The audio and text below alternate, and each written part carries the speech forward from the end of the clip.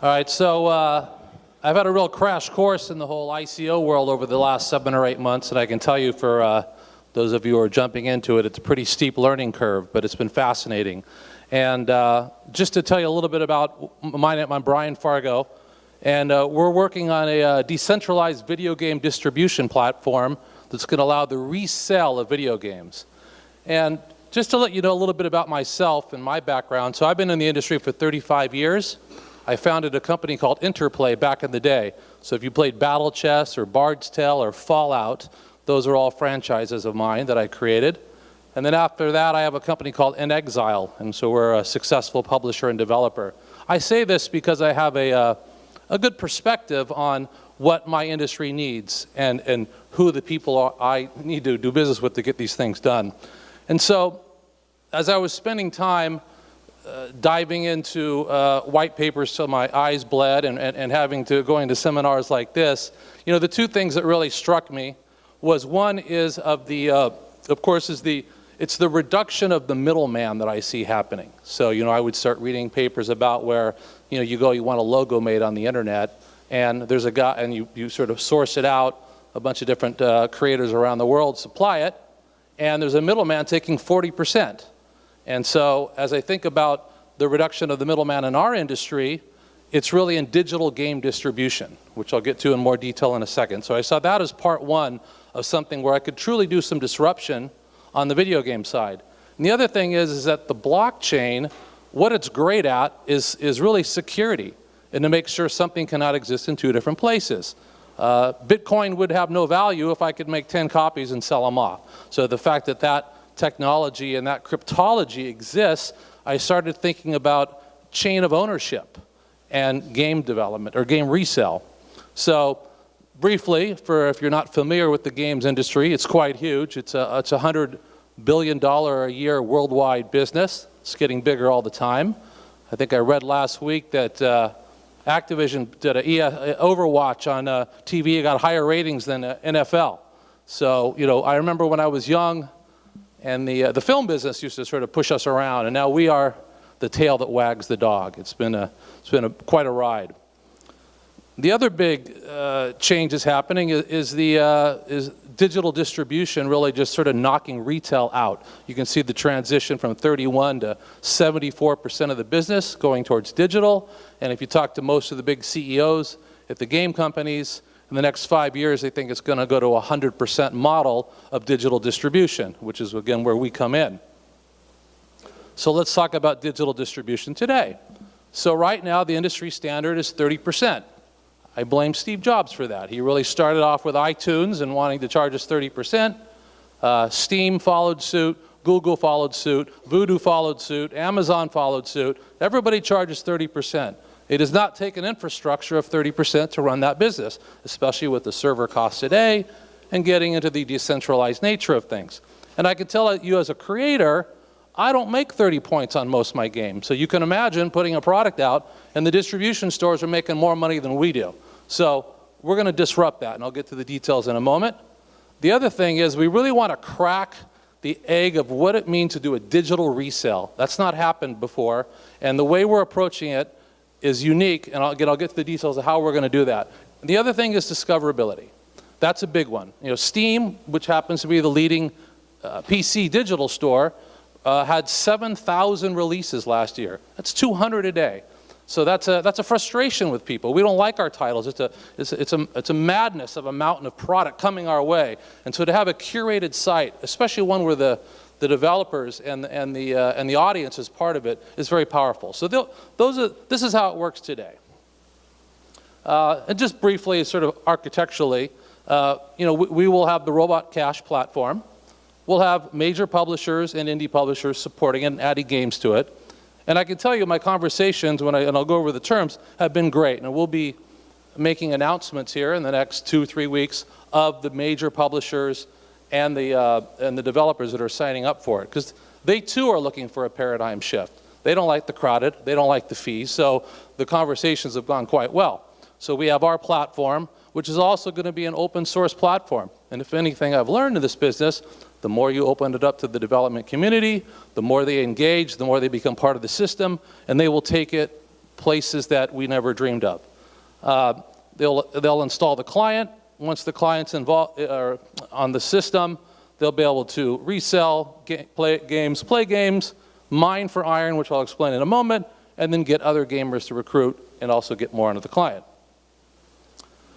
So here's what we propose to the publishers. So we've taken that 30% fee down to 5%. That is a major paradigm shift for what they're playing. So, and if you take a 1 million unit seller of games, which is not wholly uncommon, that's an extra $6 million of margin to the bottom line. For fun, I ran the math on, there's a game called PUBG.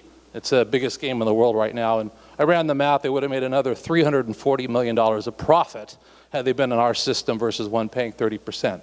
But even for a small guy, a small developer who has only $100,000 in sales, that extra $25,000 is often going to be the make it or break it for that kid to try again. So it's a major shift. So that's why I say, when I was out talking to my fellow publishers that I've been doing business with for 35 years, they love it.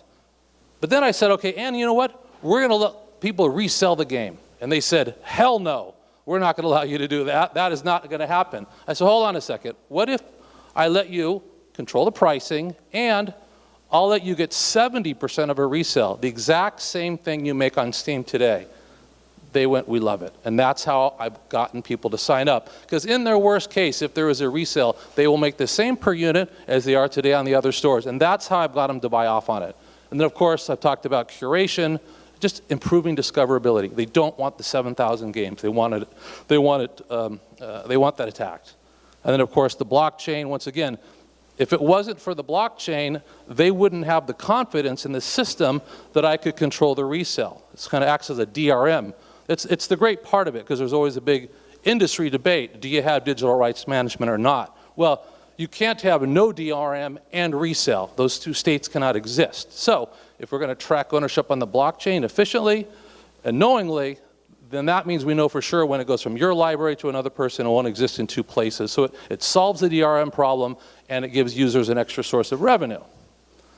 So how do the gamers benefit from this? Well, they're going to be getting 25% back from the resale of their games. That's something that has not been done before. And I do believe that once gamers start getting used to selling their digital items, that the genie's out of the bottle. And I think that that's where this paradigm shift can go. And to give you an idea, GameStop is a good example of somebody that has a reseller. They call it a trade-in program. So out of GameStop's $8 billion in sales, $2 billion of it comes from trade-in. And that $2 billion represents 50% of all of their profits. And it's all from people trading in their console product. They've never been able to trade in PC, and they've certainly never been able to trade in digital. So again, this is our first try at this. Anybody first doing this. We're going to heavily gamify the platform. We know what it's like to make the whole experience fun, to get other users aboard. If you get X amount of friends, you get tokens. If the site gets 100,000 people, you get tokens. If you have achievements in the game, we'll give tokens. There's a whole number of systems that we're going to put in place to bring people over. And the last part is that we're going to allow people to mine for cryptocurrency on the site. So most gamers have the most high-end GPUs and CPUs. They're sort of the perfect miners. Very, very few people own cryptocurrency, even less mine. So we're going to make a very low-friction, opt-in system. You'll have a checkbox in the corner. Our little robot guy there will be with a pickaxe ready to start swinging away and mining. And you just click, and it just starts spinning, and then you'll see the money. And you figure, we tell people they'll maybe earn 2 or 3 games a year for free if they just leave their systems on at night like they used to.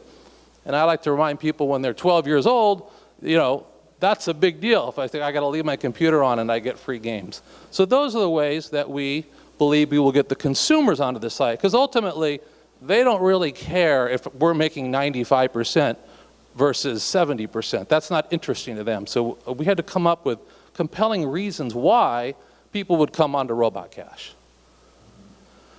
And briefly on the tokens themselves, it's an ERC20 token where we have a soft cap of 15 million, and we're issuing 300 million tokens. This is all on the website, so I don't need to belabor the detail too much here.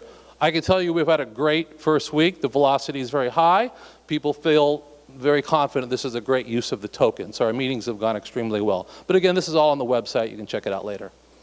The other part of it is that, I've got a great executive management team, people who have all been in the industry 30 years apiece, ex-Warner Brothers, ex-Midway, ex-Atari, ex-Electronic Arts. So you can imagine as we go out and we do our strategic partnerships with hardware companies and software companies, we're taking all of our relationships, our hundreds of years of experience together to bring these people in.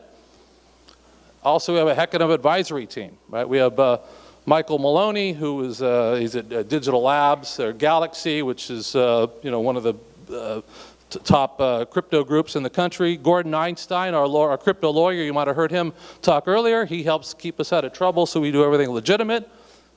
Anna Sweet, she was one of the early people at Steam. She helped launch the Greenlight system at Valve for Steam. She's helping advise us on this.